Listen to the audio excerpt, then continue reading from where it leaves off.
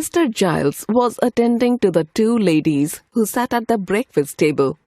One of the ladies was gracious and elderly, Mrs. Maylie.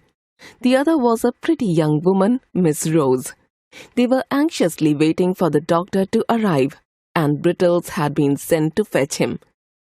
"Brittles has been gone for a long time," said Mrs. Maylie. Mr. Giles looked at his silver watch and said that it had been more than an hour. Just then, a gig stopped at the garden gate, and a fat gentleman jumped out. He ran straight up to the door and entered the room in haste. "I never heard of such a thing," exclaimed the doctor. He shook hands with the two ladies. Dear, so unexpected is all this. In the silence of the night too." He inquired how the ladies were doing. Rose pleaded, "Oh, please, Dr. Losberne, there's a poor creature upstairs whom Aunt wishes you to see." "Where is he? Show me the way, Giles." Giles led the doctor upstairs to the patient. A big fat box was brought from the gig. The bedroom bell was rung many times, and the servants hurried up and down the stairs. After a long time, the doctor came to the dining room. "This is a very extraordinary thing. Mrs. Maylie," he said. "He is not in danger, I hope," said the old lady in an anxious tone. "I don't think he is," said the doctor. "Have you seen the thief?" "No," said the old lady. "Nor have you heard anything about him?" "No." "There is nothing alarming about him?" "No." "There is nothing alarming about his appearance. Do you want to see him if I come with you?" said the doctor. The doctor accompanied the ladies to the room of Giles. He pointed at the patient. The ladies looked at him and were in utter shock. They saw a child in bed who was fast asleep, a mere child and not a ruffian they had expected there. He appeared to be worn with pain. While his wounded arm lay across his chest, his head rested on the other arm. Rose softly went closer to the bed and bent over him.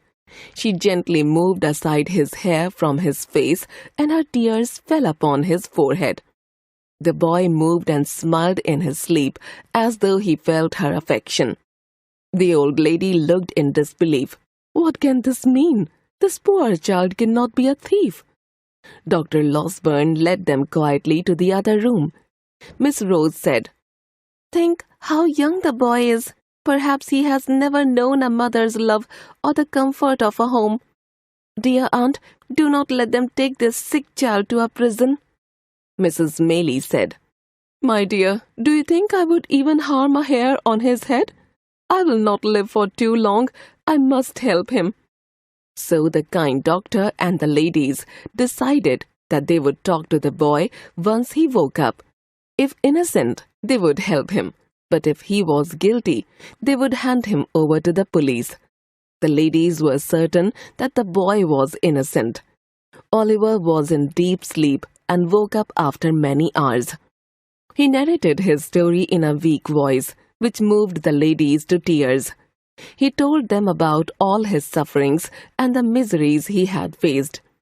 They tried to comfort him. He slept with a smile that night. Oliver had found a home.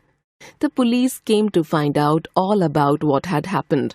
Mr. Giles and Brittles were ready with the story. The police was told that Oliver had accidentally injured himself while playing with a gun. He was not involved in the robbery at all. The thieves were evil men. The servants and Dr. Losberne told the story in a convincing manner. Once the police left, Oliver was left in peace. Thereafter, Oliver led a peaceful and happy life as he recovered slowly.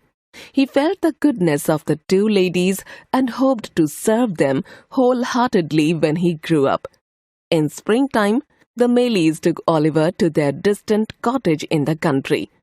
The boy was delighted there. He felt joyful in the calm and beautiful natural surroundings all around. There were blooming flowers, chirping birds, fruit trees laden with blossoms, and ivy that crept around the trees. The days were peaceful and happy. The nights were free from care and any sense of insecurity. An old gentleman taught Oliver to write and helped him improve his reading. He spoke very kindly and put in good efforts while teaching Oliver. Mrs. Maylie, Rose and Oliver would go for walks together. When it got dark, they returned home. Rose would usually play the piano and sing in a gentle voice which pleased her aunt. Oliver would sit near the window and listen to the sweet music. 3 months just flew by. Oliver lived in great happiness. Then things changed one night and a terrible thing happened. The artful Dodger had discovered where Oliver lived. One evening, Oliver fell asleep while reading by a window. He had a nightmare that he was back in Fagin's room. He woke up frightened. Good heavens! What he saw froze him. On the other side of the window were Fagin and a stranger staring at him. He screamed loudly for help. The Maylies, Mr. Giles, Brittles and Dr. Losburn rushed to his room. It is Fagin. He pointed towards the window. They looked for the evil men in the garden and around, but they had run away. They thought it was a bad dream. I saw him. I saw them both, said Oliver. In spite of more searches, they were not to be found. Dr. Losburn thought it was strange that the men were still after Oliver. After a few days, the incident was forgotten.